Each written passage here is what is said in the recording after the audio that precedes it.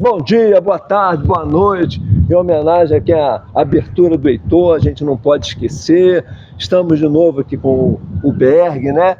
A gente vai dar um enfoque diferente agora na nossa entrevista. A gente vai fazer uma segunda entrevista e a gente vai fazer um enfoque um pouco diferente do que ele falou no vídeo anterior, mas igualmente importante porque é de interesse do canal aqui fazer a divulgação, né? Berg, então, bom dia. Bom dia, boa tarde, boa noite. Então, o Heitor está de folga, mas a gente vai manter a agenda aqui. Isso aí. Vamos para a primeira pergunta, então? Vamos lá. Berg, você é pré-candidato a vereador? Sou pré-candidato a vereador. Ah, tá. Então tá bom. Então, é nesse aspecto que a gente vai abordar aqui o vídeo aqui. Você poderia nos contar por que abraçou a ideia de concorrer a esse cargo político? Bom, eu conto sempre uma história, né? Com a minha faculdade de Direito, eu despertei interesse pelo poder público, pelas ações, pelas leis, por acompanhamento, apesar de ser uma coisa que era natural na minha vida, mas ficou mais forte com esse tempo. A partir dali eu tive uma oportunidade em 2011, 2010, 2011, de trabalhar na Secretaria de Esporte como coordenador de esporte comunitário. Ali eu vi que as coisas podem ser feitas. E a partir dali comecei vários novos trabalhos.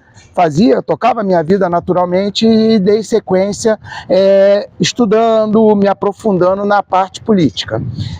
Em 2015, 2016, conversando com o vereador, hoje vereador Ringo Rames, né? Ringo Rames, meu amigo, entendeu? Então, eu resolvi apoiá-lo na campanha para vereador em 2016. A campanha dele? Campanha dele. Certo. Tá? Na pré-campanha e campanha do Ingo em 2016. Ele foi primeiro suplente, recebeu o convite de ser secretário de esportes, eu fui ser o subsecretário dele. Certo. Dali começou todo um aprofundamento, um trabalho dentro do sistema político. Então isso aí fez com que me despertasse o interesse cada vez mais e que me preparasse cada vez mais, que culmina hoje eu sendo pré-candidato a vereador. Entendi. Na verdade, assim, eu vejo muitas pessoas comentarem que a pessoa que quer disputar o cargo de vereador, ele tem que se tornar primeiro pré-candidato e depois ele vai se tornar candidato a vereador. Você poderia explicar para a gente como que é esse processo? Porque as pessoas às vezes comentam isso, mas as pessoas não entendem. Falam assim, é pré-candidato porque tem que ser pré-candidato antes de ser candidato? Isso. Porque primeiramente você tem que estar filiado a um partido. Tá? Você filiado a esse partido, você está ali se credenciando a galgar o cargo, vamos dizer, não é nem cargo, né? Galgar essa condição de você vir a ser uma hora candidato a vereador. Certo. Só que antes das convenções, os partidos têm suas convenções para definir quem serão seus candidatos a vereador e se vai ter candidato na majoritária a prefeito. Certo. Isso no caso da eleição municipal. Então, antes disso, antes da convenção, você é apenas pré-candidato. Você tem a expectativa. Você tem a expectativa de vir a concorrer a esse cargo. Então, hoje eu sou pré-candidato a vereador por esse motivo, que eu sou filiado ao partido, tá? E tenho a pretensão de ser candidato. Então, eu faço todo um trabalho anterior buscando me preparar para ser candidato, que é logo depois das convenções. Mas o fato de você ter o intuito de se tornar um candidato a vereador é garantia de você sê-lo? Como que funciona isso? Porque aí na convenção tem lá as formas que cada partido, os critérios, né? Que o partido tem votação, sorteio, tem todo esse trabalho ali para ver, porque vai ser feita uma análise entre todos ali componentes, né, filiados àquele partido, para escolher. Falar, não, aquele ali, se preparou bem, fez bem o trabalho dele como pré-candidato, vamos lançá-lo aí como candidato. Entendi. Tá? Entendi. Agora, na questão da contribuição, se eleito for vereador, o que você pode dizer para a gente? Qual seria essa contribuição como vereador eleito? Aquilo que eu te falei antes, a experiência que a gente adquire nesse tempo que eu fiquei dentro do Executivo e também dentro do próprio Legislativo, né, como assessor, nos credencia a entender como você pode fazer melhorias para a comunidade. Porque ali você é um servidor público. E como servidor público, você tem que buscar o que é melhor para a população, para que ela evolua em transporte, em educação, em saúde, em lazer, né, na assistência social, para que a gente tenha uma sociedade mais igualitária, tá, com um padrão de vida melhor, e para que nós possamos ter um padrão de vida que seja mais saudável para todas as pessoas que estão aí compondo a sociedade, para aqueles menos favorecidos até aqueles outros também que já têm uma situação melhor. É porque servidor vem do verbo servir. Servir. Então você está ali para servir. Isso. E servir quem? Servir a coletividade. A coletividade. É isso. Existe uma pergunta aqui que você já falou, que é a questão se você já exerceu algum cargo, então eu até vou pular porque você já... Você quer que eu não falei todos os cargos que eu exerci, né? Eu acho que você já deu um apanhado. Deu um apanhado? Então tá bom. Não precisa, não. Uhum. Vou te fazer uma pergunta mais específica em relação ao problema que a gente vivencia aqui na cidade, né?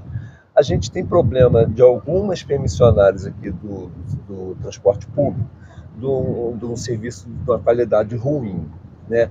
Com relação a esse problema aqui, qual é a sua visão? Você vê alguma solução? O que você acha sobre esse assunto?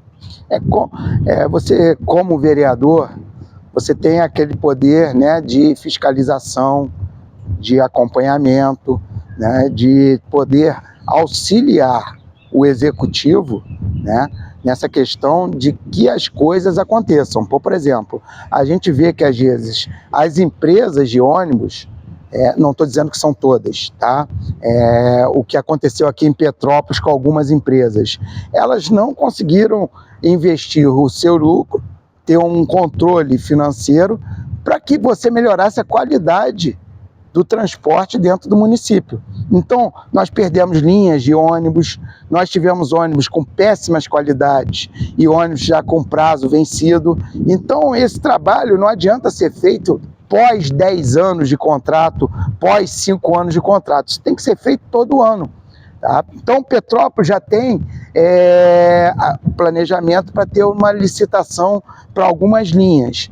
Então, você tem que acompanhar isso de perto. E a partir do momento que a nova empresa entrar, ela assumir o controle de algumas linhas, você não tem que esperar 5 anos para ver se as coisas estão sendo bem feitas. Você, a cada ano, você tem que estar ali junto àquela empresa fiscalizando e junto ao executivo para ver se todo o processo está sendo feito da forma correta. É um acompanhamento constante. Constante. Eu digo que esse é um acompanhamento mensal. Você tem que estar ali fiscalizando o ônibus, fiscalizando a chegada nas linhas. Isso aí não pode ser feito de tempos em tempos. É todo momento. Na linha dessa questão aí das permissões e das concessões, eu vejo um problema também em relação à concessão, por exemplo, de águas e esgotos e a questão de energia elétrica, né?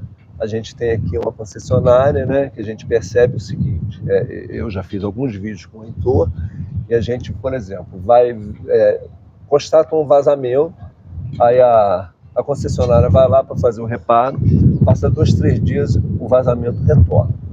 Então, assim, eu entendo que falta do poder público, especificamente do poder executivo, uma fiscalização mais constante, né, e mais firme em relação a essas concessionárias, tá? E aí, o que você poderia me dizer a respeito dessa situação, por exemplo, da água e esgoto? Bom, primeiramente concordo plenamente com você, que essa fiscalização ela tem que ser constante e pontual, e bem em cima realmente do ato ali que está sendo feito. Aí vai falar, faltam braços. Aí é onde entram os vereadores. Você tem aqui em Petrópolis 15 vereadores eleitos. São, sim, braços também importantes nesse processo de fiscalização. Aí, pô, você também, a gente sabe que às vezes a Secretaria de Obras, ou então, no caso aqui também a Secretaria de Serviços e Ordem Pública, que tem esse dever também, não tem braços de fiscalização, mas você pode prestar esse auxílio, entendeu? Porque realmente acontece muito o que você falou, tá? Às vezes é um serviço mal feito, então, pô, ali, aquele encanamento, ele não... todo aquele sistema hidráulico não foi montado da forma correta, ou a própria parte elétrica, às vezes uma extensão de rede, a iluminação pública, então, bota lá, isso aconteceu na minha rua, trocou a lâmpada, no outro dia a lâmpada já estava queimada. Realmente tem que ter uma fiscalização mais constante. E eu acho que a Câmara dos Vereadores, ela até pela quantidade de efetivo que tem ali, os assessores, todo o processo ali pode ser muito bem auxiliar do Executivo. Porque, na verdade, com relação a esse ponto, né, eu acho que o retrabalho, né, ele é complicado. Gasta mais, né? Porque você gasta mais. O serviço, se ele for feito uma única vez, com qualidade, a concessionária não tem que retornar lá. Exatamente. Então, assim, ela resolveu... E a partir do momento que aquele funcionário e aquela empresa, ela souber que tem uma fiscalização forte em cima, pode ter certeza que a prestação de serviço vai ser melhor. Então não vai ter mais essas falhas. Vai ser pontual quando não tiver jeito, realmente. Vou te fazer uma outra pergunta aqui. Aí, em relação à questão da ligação do Executivo e do Legislativo, né? O diálogo entre os poderes, nos atendo aqui exatamente essa questão do Legislativo e do Executivo no âmbito municipal, que é o que a gente está discutindo aqui, ele deve ser harmônico, né?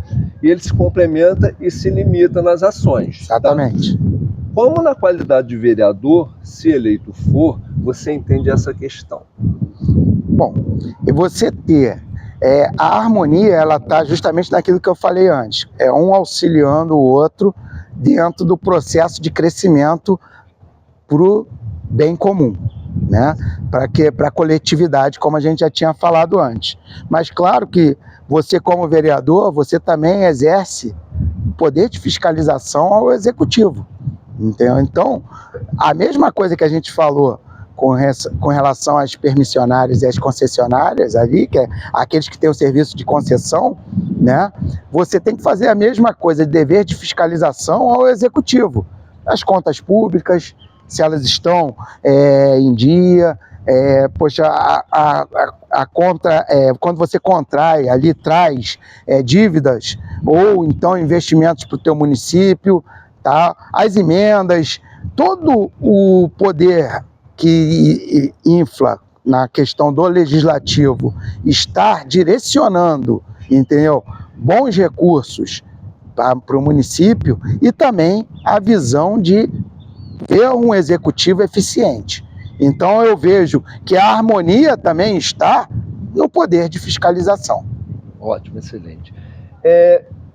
Não tem mais perguntas, né? Eu queria que você deixasse aqui as considerações finais aqui, do que você queira falar, né? E agradecer aqui a sua presença, né? E dizer que foi muito produtivo, porque a ideia do vídeo aqui é informar as pessoas. Primeiramente, agradecer a você, Marcos, a oportunidade de estar aqui passando para a população um pouquinho do que eu penso, tá? Um pouquinho que a gente pode executar à frente aí. Contei um pouco da minha vida, contei um pouco dos meus projetos e daquilo que eu tenho muita vontade de fazer.